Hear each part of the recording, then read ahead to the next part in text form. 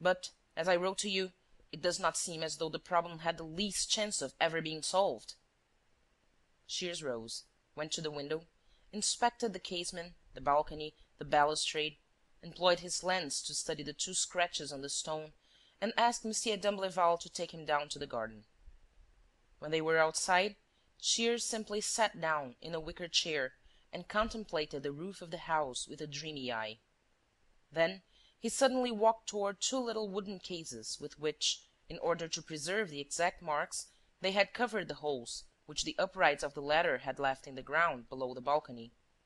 He removed the cases, went down on his knees, and, with rounded back and his nose 6 inches from the ground, searched and took his measurements. He went through the same performance along the railing, but more quickly. That was all. They both returned to the boudoir, where Mme. d'Imblevalle was waiting for them. Shears was silent for a few minutes longer, and then spoke these words: "Ever since you began your story, Monsieur le Baron, I was struck by the really too simple side of the offense. To apply a ladder, remove a pane of glass, pick out an object and go away. No, things don't happen so easily as that. It is all too clear, too plain."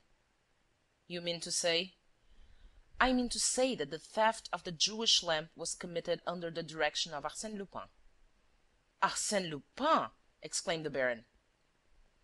"But it was committed without Arsène Lupin's presence and without anybody's entering the house. Perhaps a servant slipped down to the balcony from his garret along a rain-spout which I saw from the garden." "But what evidence have you?" "Arsène Lupin would not have left the boudoir empty-handed." "Empty-handed? And what about the lamp?" "Taking the lamp would not have prevented him from taking this snuff-box, which I see is studded with diamonds, or this necklace of old opals. It would require but 2 movements more. His only reason for not making those movements was that he was not here to make them." "Still, the marks of the ladder?" "A farce, mere stage-play to divert suspicions." "The scratches on the balustrade?" "A sham. They were made with sandpaper. Look, here are a few bits of paper which I picked up." "The marks left by the uprights of the ladder?" "Humbug! Examine the 2 rectangular holes below the balcony and the 2 holes near the railings. The shape is similar, but, whereas they are parallel here, they are not so over there. Measure the space that separates each hole from its neighbor. It differs in the 2 cases. Below the balcony, the distance is 9 inches. Beside the railings, it is 11 inches. What do you conclude from that?" "I conclude, since their outline is identical, that the 4 holes were made with 1 stump of wood, cut to the right shape." "The best argument would be the stump of wood itself." "Here it is," said Shears. "I picked it up in the garden behind the laurel tub." The baron gave in. It was only 40 minutes since the Englishman had entered by that door, and not a vestige reminded of all that had been believed so far on the evidence of the apparent facts themselves. The reality, a different reality, came to light, founded upon something much more solid, the reasoning faculties of a Holmlock Shears. "It's a very serious accusation to bring against our people, Mr. Shears," said the baroness. "They are old family servants, and not one of them is capable of deceiving us." "If one of them did not deceive you, how do you explain that this letter was able to reach me on the same day and by the same post as the one you sent me?" And he handed her the letter which Arsène Lupin had written to him. Mme. d'Imblevalle was dumbfounded. "Arsène Lupin! How did he know?" "Did you tell no one of your letter?" "No one," said the baron. "The idea occurred to us the other evening at dinner." "Before the servants?" "There were only our 2 children. And even then— No, Sophie and Henrietta were not at table, were they, Suzanne?" Mme. d'Imblevalle reflected and declared: "No, they had gone up to Mademoiselle." "Mademoiselle?" asked Shears. "The governess, Alice Demun." "Doesn't she have her meals with you?" "No, she has them by herself in her room." Wilson had an idea. "The letter written to my friend, Holmlock Shears, was posted?" "Naturally." "Who posted it?" "Dominique. who has been with me as my own man for 20 years, replied the baron. Any search in that direction would be waste of time. Time employed in searching is never wasted, stated Wilson sententiously. This closed the first enquiries, and Shears asked leave to withdraw. An hour later, at dinner, he saw Sophie and Henrietta, the d'Imblevalles' children, two pretty little girls of 8 and 6 respectively. The conversation languished. Shears replied to the pleasant remarks of the baron and his wife in so surly a tone that he thought it better to keep silence. Coffee was served. Shears swallowed the contents of his cup and rose from his chair. At that moment a servant entered with a telephone message for him. Shears opened it and read: "Accept my enthusiastic admiration.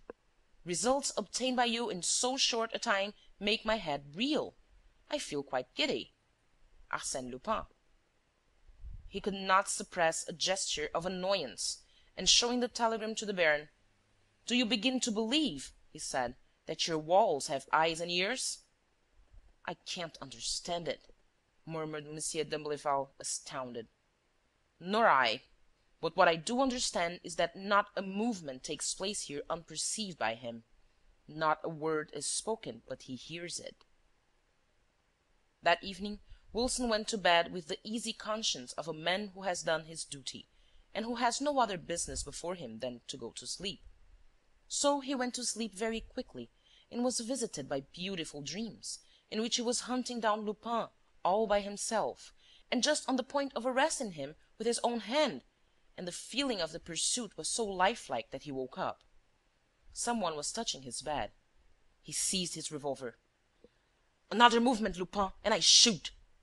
"Steady, old chap, steady on."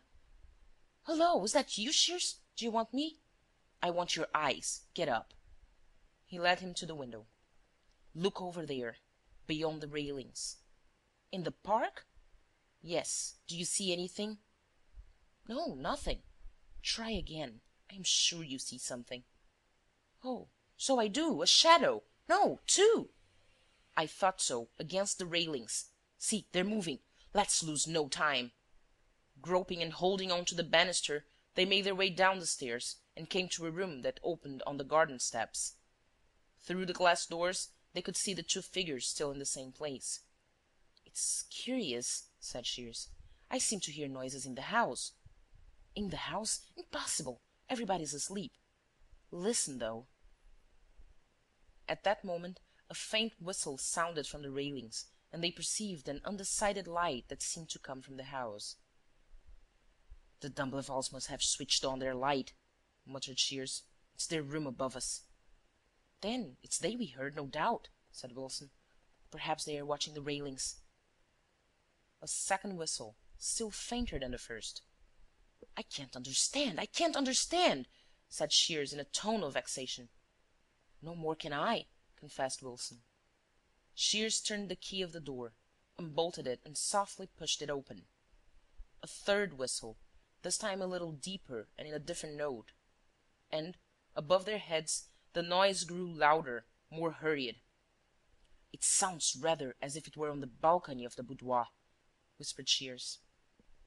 He put his head between the glass doors, but at once drew back with a stifled oath. Wilson looked out in his turn. Close to them a ladder rose against the wall, leaning against the balustrade of the balcony. "By Jove!" said Shears. "There's some one in the boudoir. That's what we heard. Quick, let's take away the ladder." But, at that moment, a form slid from the top to the bottom.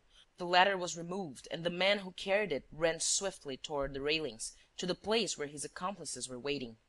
Shears and Wilson had darted out. They came up with the man as he was placing the ladder against the railings. Two shots rang out from the other side. "Wounded!" cried Shears. "No," replied Wilson. He caught the man around the body and tried to throw him, but the man turned, seized him with one hand, and with the other plunged the knife full into his chest. Wilson gave a sigh, staggered, and fell. "Damnation!" roared Shears. "If they've done for him, I'll do for them." He laid Wilson on the lawn and rushed at the ladder. Too late. The man had run up it and, in company with his accomplices, was fleeing through the shrubs. "Wilson, Wilson, it's not serious, is it?